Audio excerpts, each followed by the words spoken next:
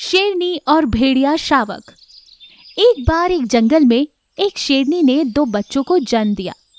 इस वजह से वो शिकार नहीं कर पा रही थी। वो काफी कमजोर हो चुकी थी। तो उन दिनों उसके पति शेर ने शिकार पर जाना शुरू किया। उसे जो भी शिकार मिलता था वो उसे शेरनी के लिए ले आया करता था। लेकिन एक दिन उसे पूरे दिन भटकने के बाद भी कोई शिकार नहीं मिला। तभी उसकी नजर किसी झाड़ी पर पड़ी। उसे लगा कि वहां कोई जानवर है। शेर ने पास जाकर देखा तो वो एक भेड़िए का बच्चा था। शेर उस अकेले और भटके हुए भेड़िए के बच्चे का शिकार नहीं कर पाया। उसे उस बच्चे पर दया आ गई और वो उसे जिंदा घर ले आया। घर आकर शेरनी ने पूछा, आ गए तुम? क्या शिकार लेकर आए हो आज?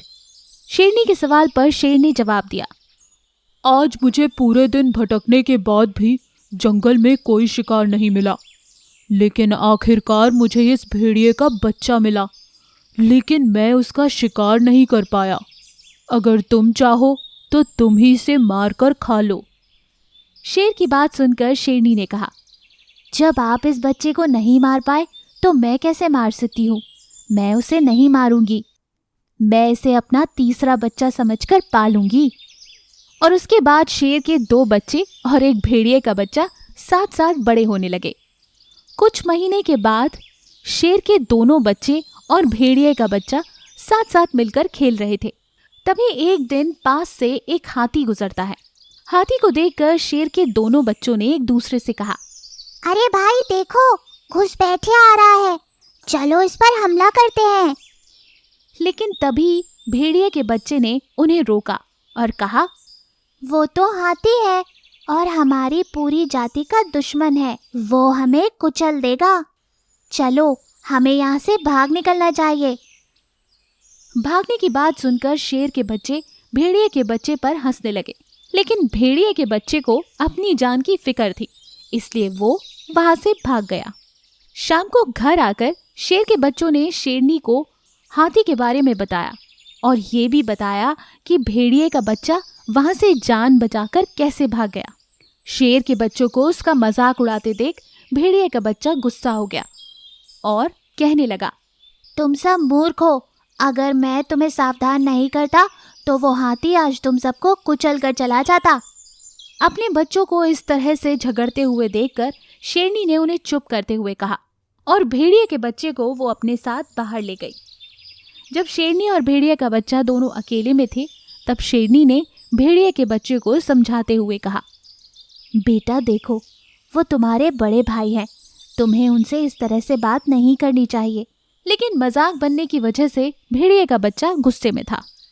उसने शेरनी को जवाब देते हुए कहा, मैं छोटा हूँ तो क्या हुआ, किसी भी बात में उन दोनों से कम नहीं हूँ।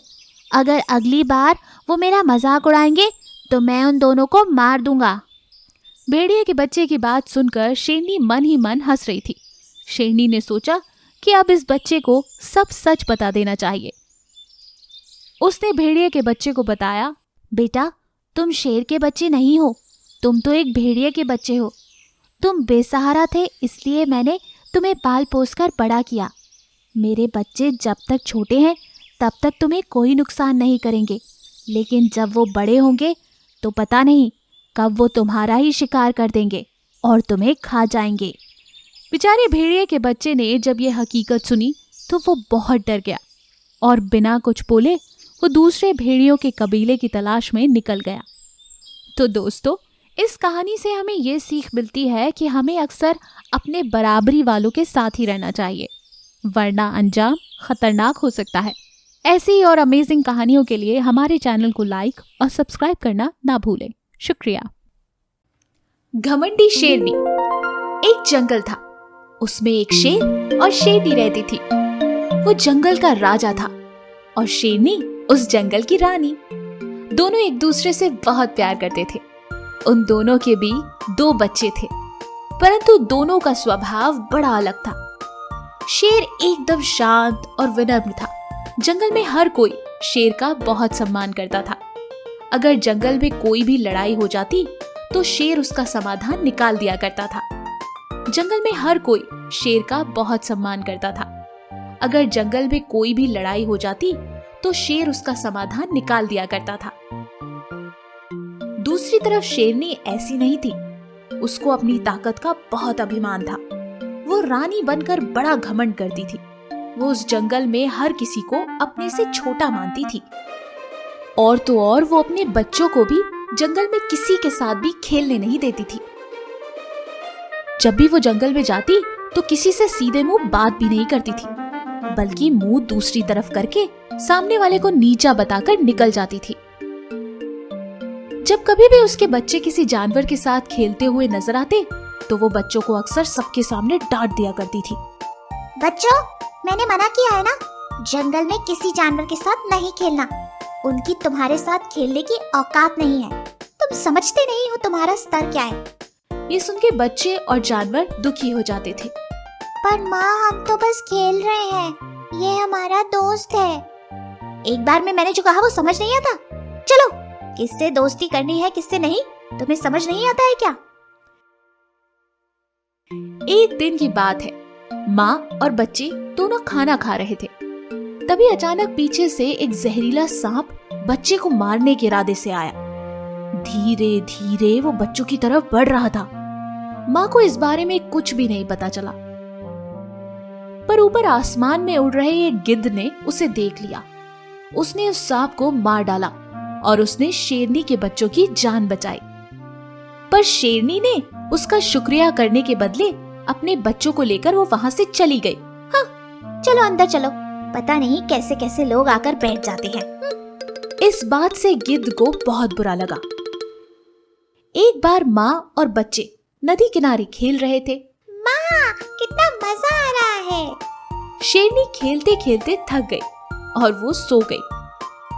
बच्चे माँ को बिना बताए अकेले ही वहां से चले गए। जब शेरनी की आंख खुली तो उसने देखा कि बच्चे वहां नहीं थे। वो बहुत डर गई। अरे बच्चों, कहाँ हो तुम? मेरे पास आओ बच्चों, अगर तुम मुझे सुन रहे हो तो मेरे पास आओ। उसने अपने बच्चों को ढूंढने की बहुत कोशिश करी। वो बहुत घबरा गई थी क्योंकि शेर भी जंगल में नहीं था। वो जंगल में अपने बच्चों को ढूंढने लगी। उसने बंदर को देखा तो बंदर से पूछा, बंदर, क्या तुमने मेरे बच्चों को कहीं देखा? बंदर बड़ा हैरान हुआ। ये शेरनी आज मुझसे कैसे बातें कर रही है? ये तो खुद को बड़ी नकचड़ी समझती है। आज क्या हुआ इसको? रानी जी, आप मुझसे बात कर रही हैं? आज से पहले जब भी मैं आपसे प्रणाम करता था तब तो आप अपना मुंह दूसरी तरफ घुमाकर चली जाती थी। इसलिए मैंने सोचा कि जरा पूछ लूं कि आप मुझी से बात कर रही हैं या किसी और से। ये सुनकर शेरनी को बहुत बुरा लगा। अपने व्यवहार पर उसे काफी शर्मिंदगी महसूस हुई और वो वहां से चुपचाप चली गई। मुझे माफ कर दीजिए। थोड़ी दूर आगे चलते उसे रास्ते में हाथी मिला। उसने घबराते घबराते हाथी से पूछा, हाथी जी, क्या आपने मेरे बच्चों को कहीं देखा? हाथी भी शेरनी के व्यवहार से काफी दुखी था। बड़े ही गुस्से में बोला, क्यों पूछ रहे हो मुझसे? मैं तो पागल हाथी हूँ ना। आप तो मुझे हमेशा यही कहती हो, तो इस पागल हाथी से कैसे पता चलेगा कि तुम्हारे बच्चे कहाँ हैं? शेरनी अब समझ गई थी कि उसका व्यवहार वाकई बहुत गलत था। वो वहां से बिना कुछ बोले चली गई। ऐसा कर सब शेरनी को कुछ ना कुछ बोलकर उसे ये एहसास दिला रहे थे कि वो कितने अहंकार में थी और दूसरों के साथ उसका व्यवहार कितना गलत था। यहाँ तक कि चूहे ने भी उसकी मदद करने से मना कर दिया। हम तो छोटे हैं, हमसे क्यों पूछ रही हो? हमारी तो औकात भी नहीं तुम्हारे बराबर खड़े होने की। तो हमें कैसे पता होगा तुम्हारे बच्चे कहाँ हैं?